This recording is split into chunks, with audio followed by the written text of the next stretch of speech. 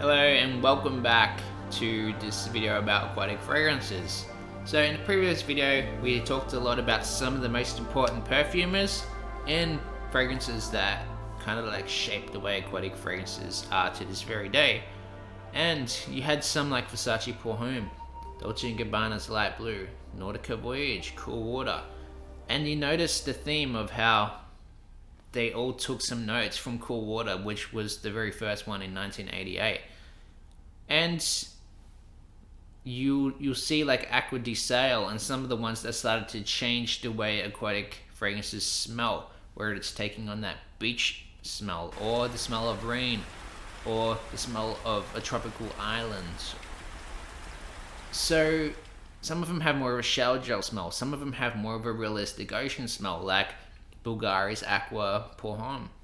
So whether you want to smell like Poseidon, whether you want to smell like shower gel, whether you just love the association of the ocean or the smell of salty beach air, I truly believe there is an aquatic fragrance out there for everyone, right? So everyone will find an aquatic fragrance they do like, but at the same time, none of them really are that sexy. So that's one thing I haven't really found, is aquatic fragrances aren't supposed to be that sexy. Even though you may feel like Aquaman when you wear them, you may feel sexy, I don't think many people really think the beach is sexy. A lot of people just really, they find that smell just to be quite likable. And then some people really don't like the aquamarine smell. For some reason, seaweed isn't really everyone's cup of tea. So even though maybe you might like green tea and you might associate the smell of seaweed with green tea because they both share the same aroma chemical in green tea and seaweed, which is why some people find green tea to taste like dirty pond water, or like the ocean water, or like fishy or seaweed, or like grass. Now you know why. But anyway, let's continue on with this list. So in 2017, we're going to continue on from the year 2017 until now. Mason Margiela released a fragrance called Sailing Day in 2017. This had sea notes, aldehydes, coriander, red pepper, juniper, iris, and then a synthetic molecule called amyl salicyclate. This had rose, seawood, ambergris, and cedar. So one thing about ambergris is in perfumery, they don't usually use realistic ambergris because it smells really bad. Ambergris is usually like, you do have synthetic molecules to emulate the smell of ambergris. I don't think you'd like the real smell of ambergris, but a little fact is it comes from a whale, and some people don't know if it's vomited out or if it's pooed out, like excreted out through the anus of the whale, but it's definitely a horrible smell on its own, but when it's used in perfumery, it can be apparently really nice and give like a nice animalic aquatic smell, I guess. So ambergris, it's used in a lot of fragrances, as you can see. Pretty much all of these aquatic fragrances have a lot of that ambergris in them. So 2017, you also had a fragrance by L'artisan or L'Artisan. This was called Une de Bretagne. I can't speak French or whatever. I can't speak this language, so I can't pronounce this properly. Pronunciation is going to be completely butchered, but it's Un Air or Une Air de Bretagne, or Bretagne, or Bret. Don't worry, I can't say it, so don't worry too much. This is not really that groundbreaking.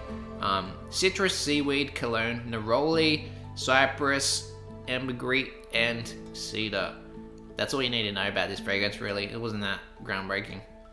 But in 2017, Tom Ford tried to, do what Tom Ford do and push that boundary even more with Oud Mineral that came out in 2017. This had sea notes, sea salt, seaweed, oud, ambergris, styrax, balsam fir, pink pepper, and pepperwood. Now, it wasn't the first to use oud with the aquatic smell. as Tom Ford had already previously done with Costa Azura. This was kind of like, how can we make Costa Azura different with Oud Mineral? And like the name says, Oud Mineral, I think they were going for more of a mineralic smell actually, so more of a metallic smell with oud.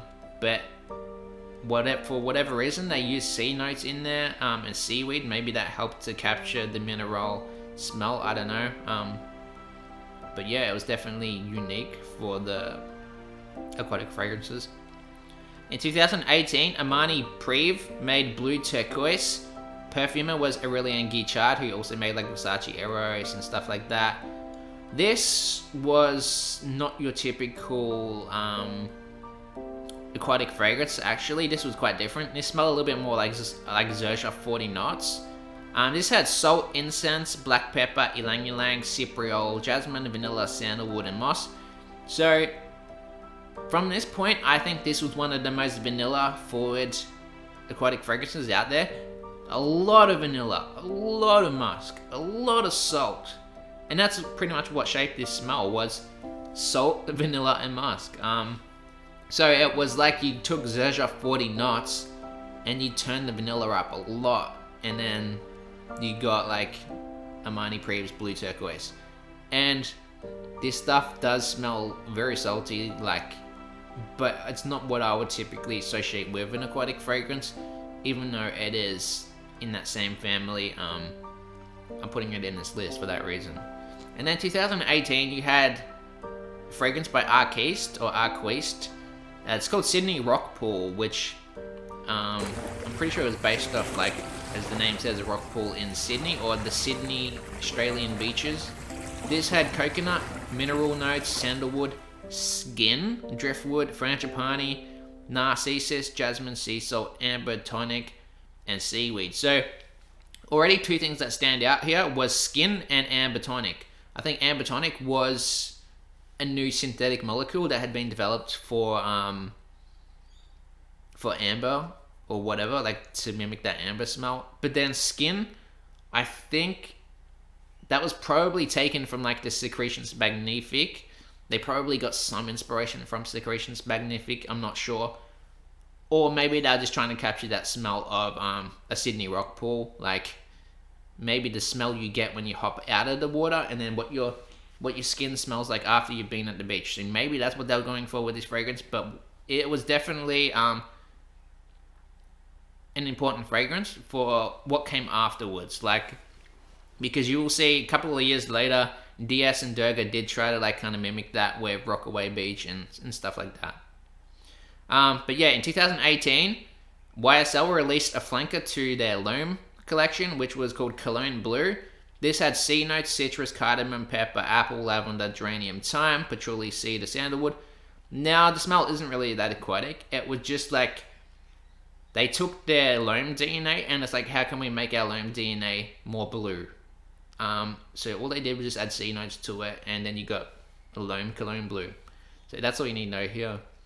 But then 2018, Olivia Cresp's like, okay, how can I contribute to aquatic fragrances even more and just completely destroy that idea of what an aquatic fragrance is? And what did he do? He came out with Acros Malt in 2018. This had seaweed, whiskey, leather, rum, and patchouli. And my goodness, does it smell bad. It smells horrible. But you know what? Olivia Cresp, he didn't care. I usually love everything Olivia Cresp does, but not this one. This one was not good, guys. But he did what Quentin Bisque does. He definitely took a note out of Quentin Bisque's book right here, and completely ruined an aquatic smell with a bunch of leather and rum and whiskey and stuff like that. So 2018, Kenzo released Aqua Pour Homme, which had apple, pepper, citrus. This had hazelnut, water notes, green notes, sesame, tonka, sandalwood, cedar, amber, vanilla, and musk. So Kenzo's like, okay, we were one of the first to do aquatic fragrances. We're going to release another aquatic fragrance and go back to our roots here. But again, they try to be different. They added hazelnut, they added some sesame, and yeah, like that was their version of making it different, was with some hazelnut and some sesame in there. Um, so a little bit nutty. I think some people compared this to like 1 Million Lucky or something. But despite the name Aqua Hum, I don't think this was actually that aquatic. I think it was like, yeah, like just the bottle and the name was supposed to be aquatic, but it wasn't really an aquatic fragrance. But yeah, anyway, 2018 you also had Mr. Burberry's Indigo, which was a flanker to the original Mr. Burberry.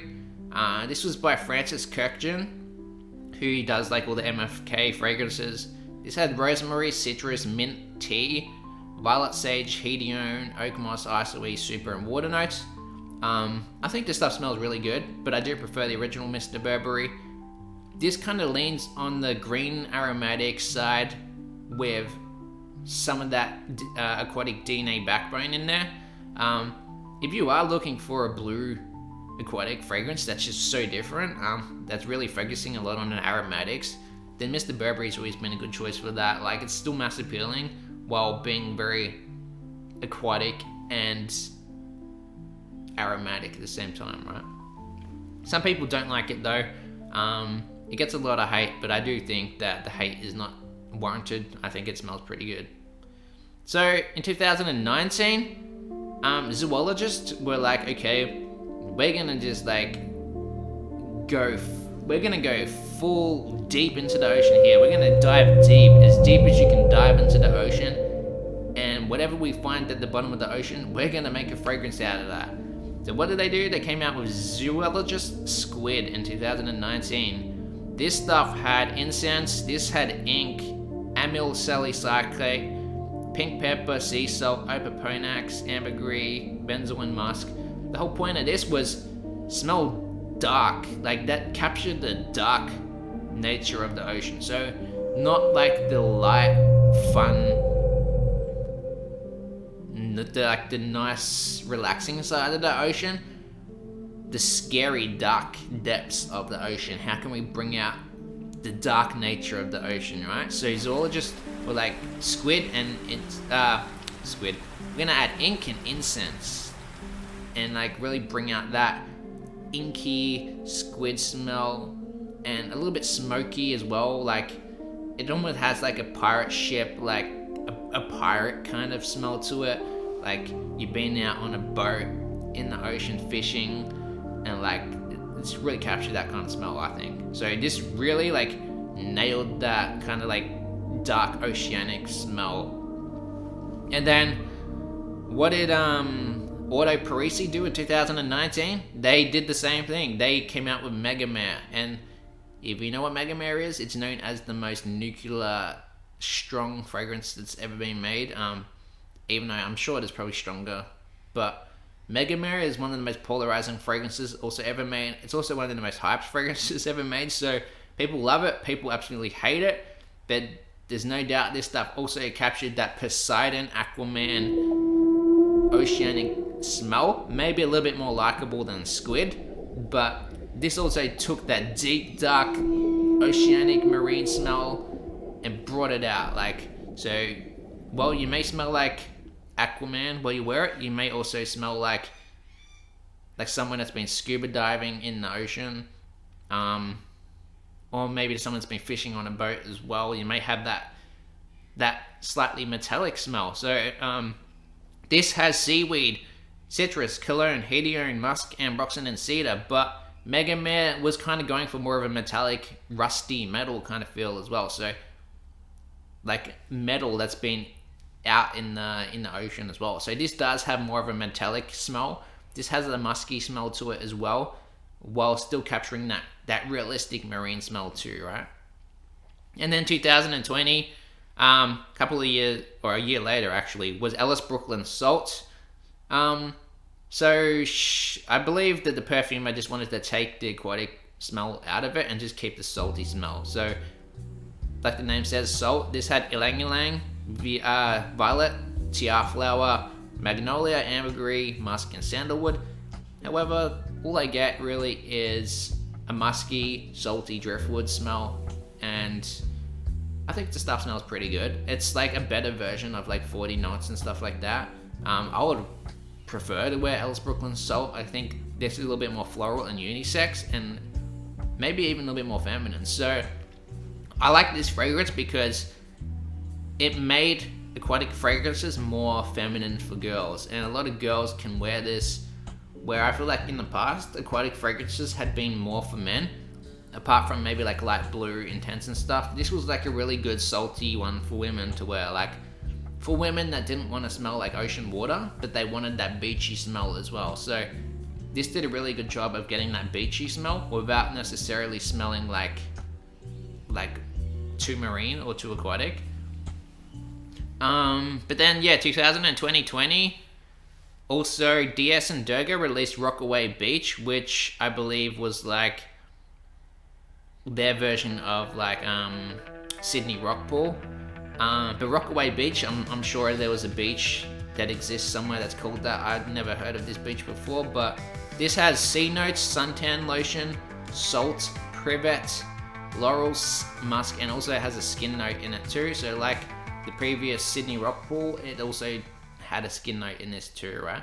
So I believe the whole point of these fragrances is probably like when you get out the beach and you smell your skin, what's that going to smell like? What's your actual body going to smell like after you've been swimming in the beach? So hence the skin note and the suntan lotion and all that.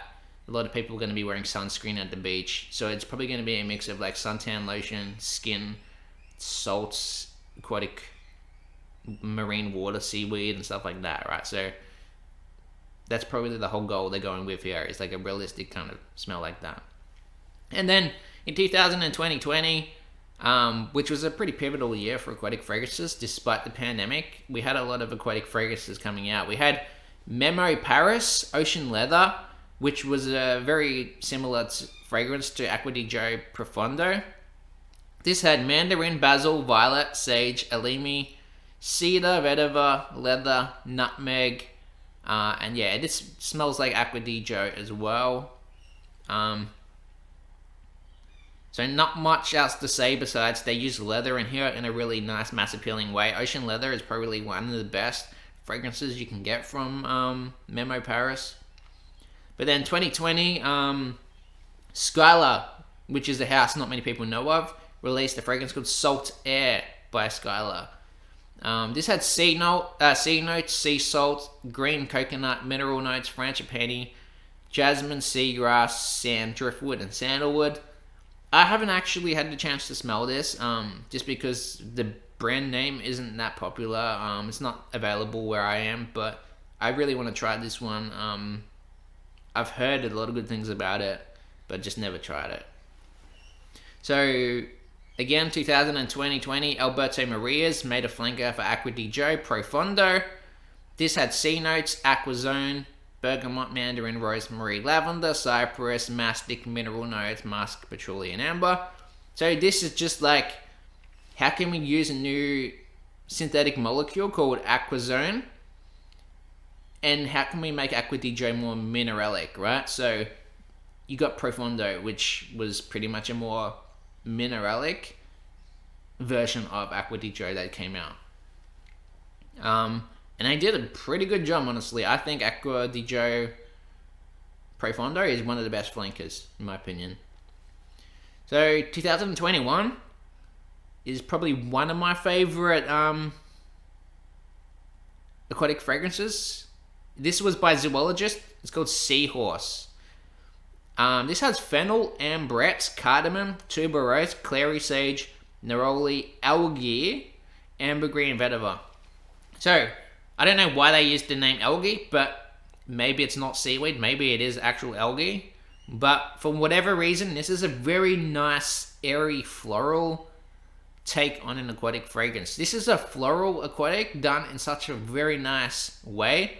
It has this delicate feminine vibe to it, so it's very feminine and delicate, and it's a very light marine smell. Like, it's a marine smell that's not trying too hard to be marine. It's just very light and delicate. It's just there, but it's not annoying you, and it's not trying to be too marine, like Mega Mare or anything. It's just trying to just balance all the delicate notes of florals and algae and a little bit of everything, and I did it in a really nice way too. So out of all the aquatic fragrances, this is really good for women. Zoologist Seahorse, and I feel like this should be more popular than it actually is. But then 2021, Mason Margiela had When the Rain Stops, which was, in my opinion, I like what they're going for here. They want to smell more like rain rather than the ocean. And I appreciate when they're trying to do more of that petrichor rain smell rather than the oceanic marine smell as well, because aquatic fragrances aren't just the beach. It's not just the ocean. It is water in general. Like, so the rain, yes, and rainstorms have a smell. Like when there's a rainstorm outside, that has a smell to it. This has green notes, watery notes, bergamot, pink pepper, rain notes, Turkish rose, jasmine, pine tree, moss, and patchouli. But there is one thing to keep in mind. Demeter did technically do a petrichor rain fragrance in 2017 before this. So in 2017, Demeter made the fragrance called Petrichor in 2017, which had water and soil notes. So yeah, just keep in mind, Demeter did it first, the Petrichor smell, but Mason Margiela did a pretty good job in 2021 with When the Rain Stops.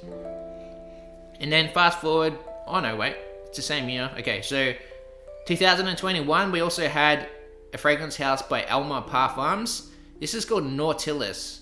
This had seaweed, chamomile, lime, cypress, vetiver, and cypriol oil. And what can I say about this fragrance? I just absolutely love this stuff. And it's probably the most underrated. The most underrated aquatic fragrances out there is Nautilus by Elmer Parfums. A lot of the problem with aquatic fragrances is performance. Besides Mega Mare and stuff like that, performance is an issue for a lot of aquatic fragrances, but not for this one. So Nautilus has really good longevity, and it actually smells good. It doesn't smell like Mega Mare. This stuff smells like a nice aquatic fragrance that actually smells kind of like the ocean as well. So it does seaweed in a really nice, mass appealing way while having good performance and not being too unlikable. Just don't get the extrait, because the extrait smells completely different and the extrait is not good, so don't get the extrait. But yeah, 2022, Mancera released French Riviera, which everyone hypes and talks about, but one thing about French Riviera is it's just a more modern version of Aqua di Sale by Parfum and Aroma. So just released like 22 years later, honestly. Citrus, ginger, pepper, sea notes, tiara flower, pine tree, mimosa, vetiver, sea salt, and musk.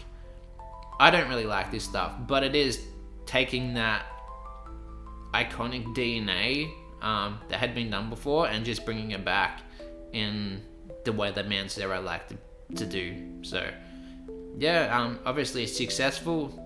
Good on them. They've done something that people like, and it's popular and it's working for them. But also in 2022, a brand by the name of Olfatology released Lofoten, which is the same thing. They try to copy like French Riviera, Aqua di Sale, that kind of thing. So they've added salt, myrtle, thyme, algae, ylang ylang, rose, Julia de Belli, vanilla, seaweed, musk, cedar, sandalwood, orris, and tonka. You probably never heard of this brand Olfatology or this fragrance Lofoten. All you need to know is it does. It just smells like Aqua di Sale, like pretty close. Like if it's supposed to be a clone or whatever, they've done a pretty good job of making it pretty similar. Yeah, I don't like this DNA, but this DNA, obviously, it's part of the aquatic history and it's part of aquatic fragrances and it's here to stay. And in 2022, Liquid Imaginaires created a fragrance called Navis or Navis. This had algae, citrus, pink pepper, oak moss, amarice, and cedar. I never smelt this stuff, so I can't really tell you too much about it. I just know it's supposed to be aquatic, so I'll take that as a grain of salt. A grain of salt, get it? Okay, so anyway, Serge Lutens, Dans Le Bleu, Qui Petit. I'm probably butchering that pronunciation, but 2022, Serge Lutens tried to create their version of aquatic fragrance. This has incense, driftwood, algae, and coriander. I think this is supposed to be like one of those dark, smoky aquatic fragrances, so they're probably trying to go for like a Mega Mare squid kind of feel here with the incense and algae and driftwood. I never smelt this either, but I'm pretty sure they're going for that dark aquatic smell here too. And then 2023, Etat Libre d'Orange released their version of an aquatic fragrance too, which was Sous le Pont Mirabeau. That name I think I am pronouncing a little better. Sous le Pont Mirabeau.